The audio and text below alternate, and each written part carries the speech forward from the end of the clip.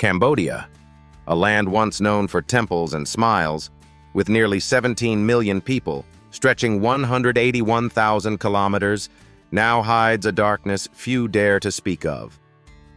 Behind the golden spires of Angkor Wat and the turquoise calm of Sihanoukville's beaches, another world exists, one built on fear, money, and human suffering. Here, neon-lit casinos never sleep, and inside them, countless souls are trapped, sold, exploited, and erased from the map. Foreign investors call it progress. The government calls it economic growth. But those who survive call it hell. From young women tricked into online scam compounds to men beaten for trying to escape, Cambodia's paradise has turned into a prison wrapped in luxury. Today, we uncover the truth behind the glitter, a system so corrupted it thrives on human flesh. These are 5 chilling realities that expose how a nation once scarred by genocide became a marketplace for human lives. Now let's begin with the first truth: the ghost cities where humans are traded like goods. Once hailed as the pearl of the Gulf of Thailand, Sihanoukville now stands as a graveyard of glass and greed. Towering casinos line empty streets, their neon lights flickering over half-built skyscrapers and silent ports. From above, it looks like progress. Cranes rising, highways stretching toward the horizon. But step closer, and the illusion shatters.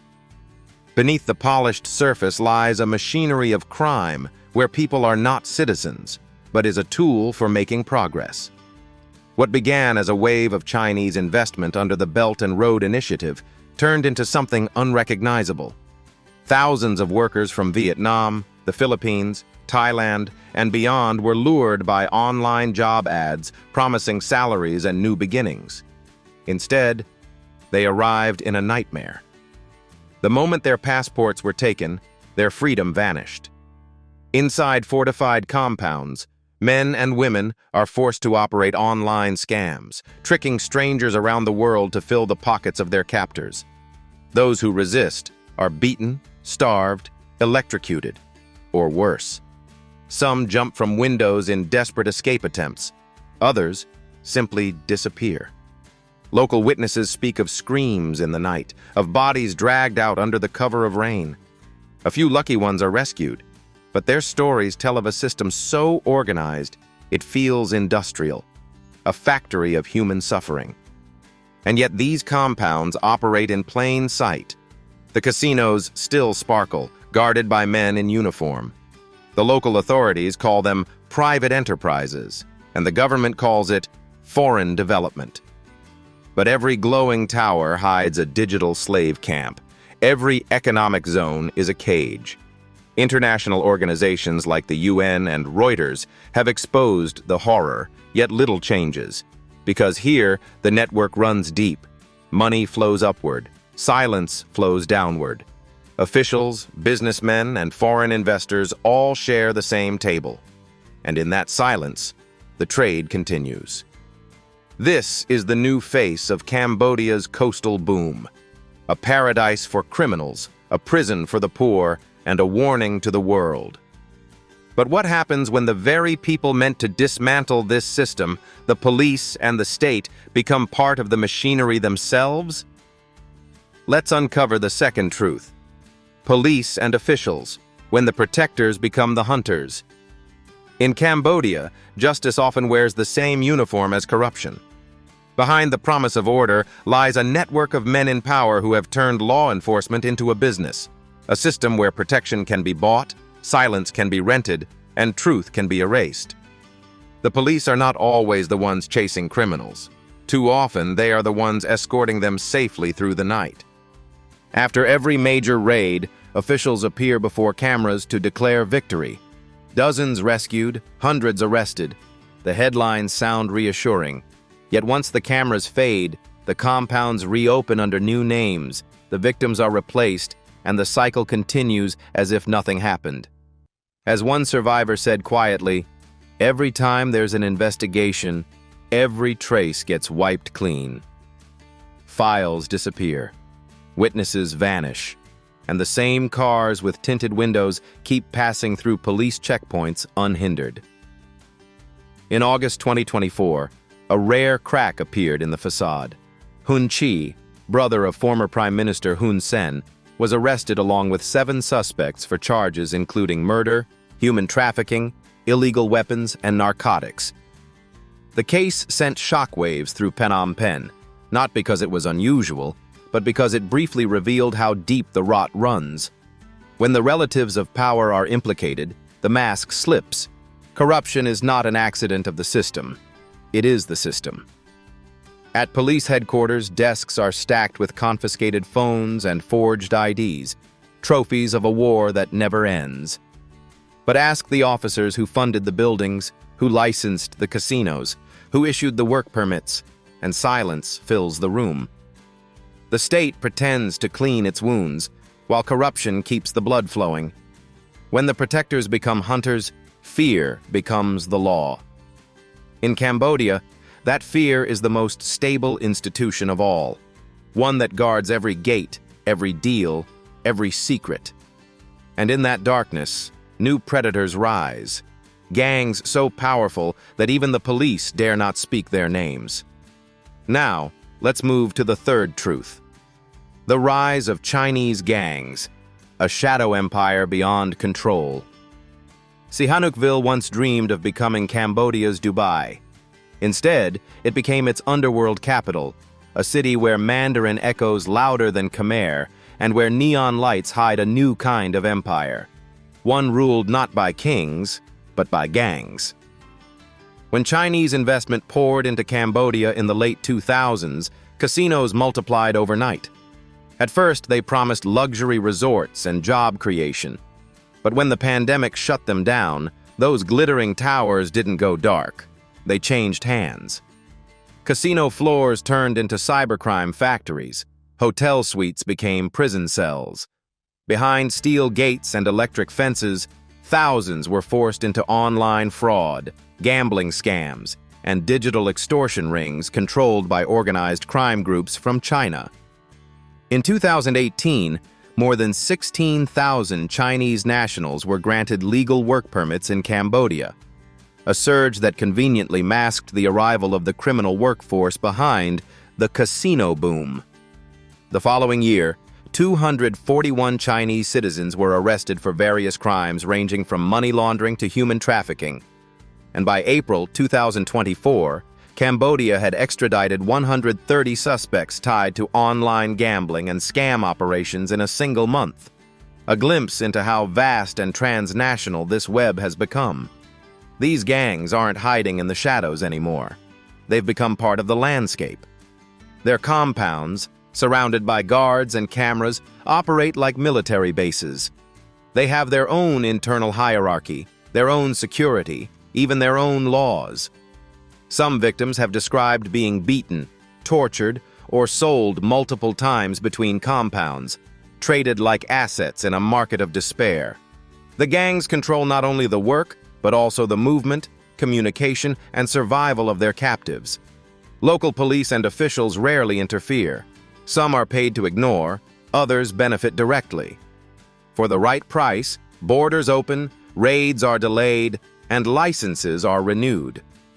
The alliance between criminal capital and political power has made these gangs untouchable, a parallel government built on corruption and fear. What started as an economic partnership has evolved into colonization by crime. Cambodia's coastal cities are no longer merely host to Chinese investors, they are ruled by them. Entire neighborhoods speak Mandarin, casinos fly Chinese flags, and the real economy runs beneath the table. The shadow empire has become too profitable to destroy, too entrenched to confront, and too dangerous to expose. And as night falls, the city glows, not from progress, but from the screens of thousands enslaved in silence. Now, we move deeper into Cambodia's haunting past, to the ghost that never truly died, the Khmer Rouge legacy, a shadow that still breathes. Between 1975 and 1979, the Khmer Rouge regime turned Cambodia into a vast prison. Nearly 2 million people were executed, starved, or worked to death in the name of a delusional utopia. Families were destroyed, religion outlawed, and education erased. The regime sought to create a nation without thought, where obedience was survival and silence became law. Decades later, Cambodia's cities shine, but the system that once fed on fear still breathes beneath the surface. The Khmer Rouge's ideology of control did not die with Pol Pot. It evolved. Many who served the old regime reappeared in government and military ranks, ensuring that fear remained the foundation of authority. The faces changed, the methods modernized, but the logic endured. Power above humanity, loyalty above truth. The same structure can be seen today in the digital compounds of Sihanoukville and Bavay, where people are trapped, monitored, and forced to work. It is a new form of the same oppression, exploitation masked as progress. The past's brutality has transformed into today's corruption, each feeding on the other. Justice, when it came, was symbolic. Only a few Khmer Rouge leaders were ever tried, while countless others lived untouched. The country moved on without reckoning, building towers over graves, casinos over killing fields. The legacy of terror became the blueprint of modern governance: control, fear, and silence. The ghosts of the Khmer Rouge no longer wear black uniforms, but they still walk the corridors of power. Cambodia's tragedy is not just what happened, it's what never ended. The people survived, but the system that enslaved them survived too, reshaped into something more refined, more profitable, and equally cruel. And now, that power has a name, a family, and a dynasty. Let's turn to the final truth: the total control of the Hun Sen family, an untouchable, hidden empire. In August 2023, Cambodia witnessed what appeared to be a peaceful power transition. But beneath the ceremony lay something far more calculated. After 38 years as prime minister, Hun Sen stepped down only to hand the throne to his eldest son, Hun Manet. It was not a new beginning, but a continuation, the transformation of a regime into a dynasty. Though no longer prime minister, Hun Sen still holds the reins of power. He remains president of the ruling party, commands deep loyalty within the military, and continues to dictate political life from behind the curtain. His son may occupy the office, but the father still controls the kingdom. Around them, the family web tightens. Hun Meni, another son, now serves as Minister of Civil Service. Their in-laws occupy senior military posts. Allies and protégés fill every corner of the state apparatus. Cambodia's government no longer belongs to a party. It belongs to a family. This concentration of power extends far beyond politics. The Hun clan and their inner circle are believed to control vast portions of Cambodia's wealth: land, construction, casinos, banking, and natural resources.